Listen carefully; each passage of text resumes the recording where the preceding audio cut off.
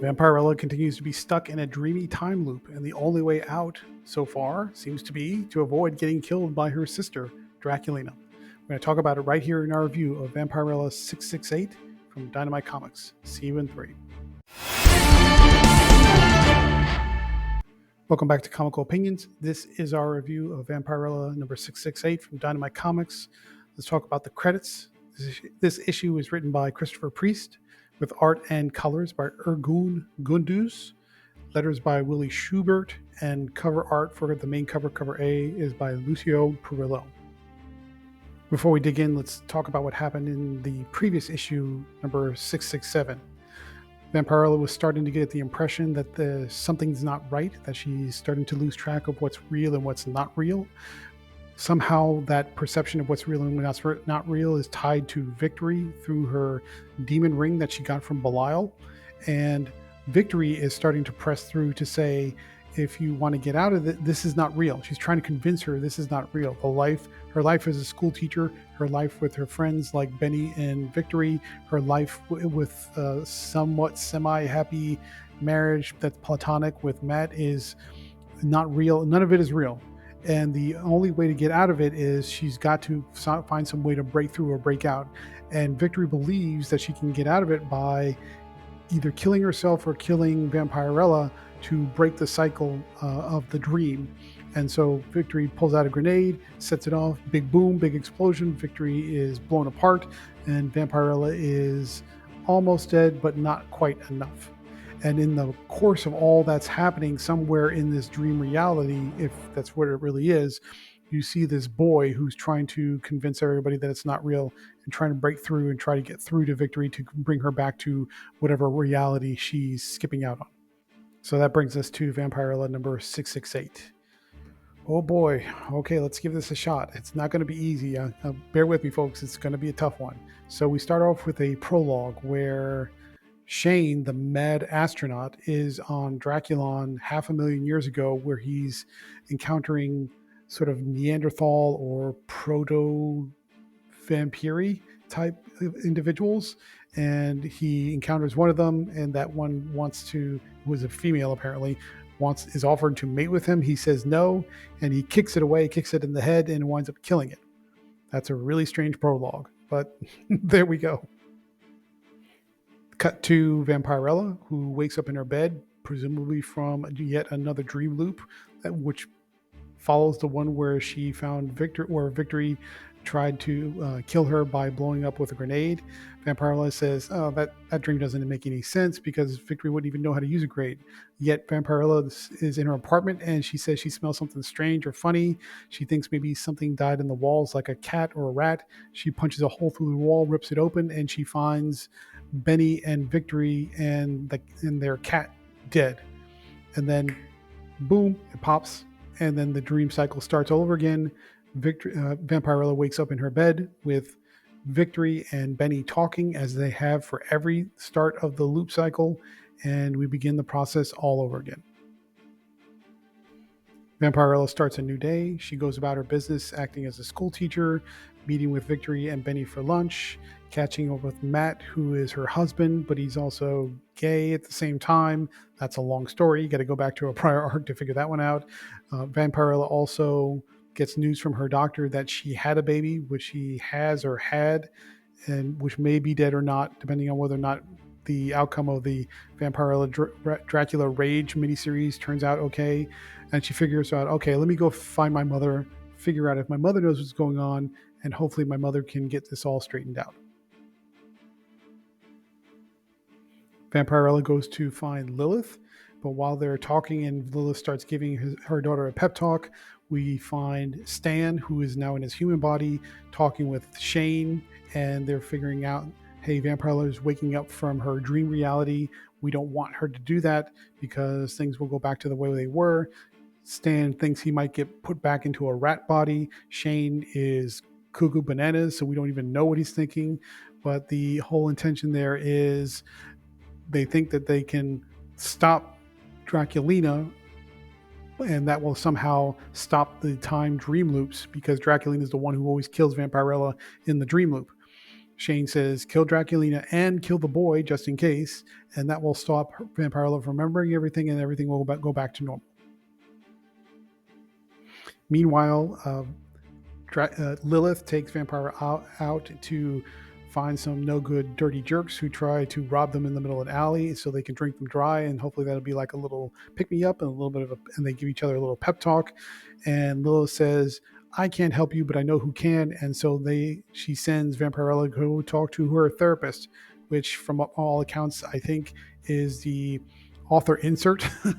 The therapist is acting as Christopher Priest, or Christopher Priest is the therapist, depending on your point of view. And the therapist says, well, now I know that you're not human, which is a big kind of a running gag from the early arcs. But he says, I know you're not human. I don't know what psychotherapy is going to do to a Draculonian. I don't know if hypnosis is going to work on you. Let's try it. He slowly, methodically talks her into being hypnotized into falling asleep. But Vampirella just sort of wakes up and says, this isn't working. I don't know why I'm wasting my time. But when she wakes up, she finds the doctor draped over her lap with all his guts ripped out. I don't know how it happened or why, or this freaking series. Oh my goodness. Suddenly, Draculina leaps out of nowhere to kill Vampirella. Vampirella's like, don't die, don't die. Everybody's telling me if I don't die, that may break the loop or break the cycle. But she feels like she's been drugged, which may account for why she didn't know the doctor was being eviscerated. Who knows? So Vampirella just gets up, she runs, she takes off, she jumps through the window of the high rise where the doctor's office is located, and she's still drugged, so she can't quite fly, and she hits a parked car down on the street below. She's hurt but not killed. Draculina tries to pounce down on her with a big knife, and at the very last moment, boom, Draculina is hit with a shotgun blast from the boy who's in the back of a cab, and he says, get in, you're driving, because your legs are longer than mine, even though you're drugged, and let's go get out of here. And that's how the issue ends, I guess. So what do we like about Vampirella number 668? The story is starting to sort of make a little bit of sense, I guess. Being generous there. I mean, the loops just keep starting over and over again, but they don't always start at this. They don't always stop at the same time.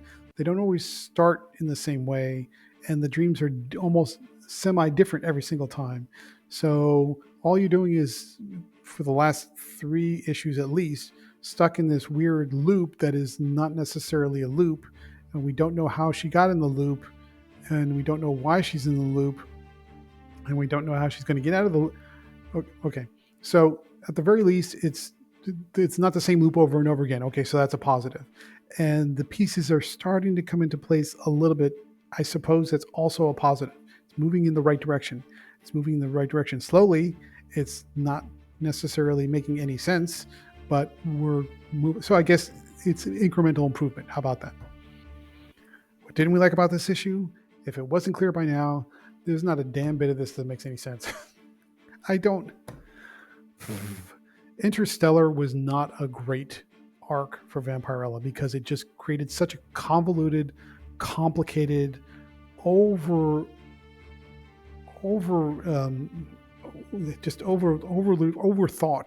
just thinking too much to try and figure out what is going on in Interstellar. So Interstellar is done, which is where the Shane, the mad astronaut, comes from, that tries to explain that Draculon is really a terraformed version of our moon from a parallel universe, and all this weird stuff is happening, but it was over and we're done with and we've moved on. This series is now trying to pull us back into that, which was not a positive. And Priest is sort of saying we're going to leverage those complicated elements and overblown elements and overthought elements, and then we're going to put us in this weird dream time loop that doesn't quite make sense because it's not a true loop and doesn't always end the same way, doesn't always start the same way, and doesn't always make sense. And we don't know what's happening or why. I think it has something to do with Shane and Stan, but maybe not.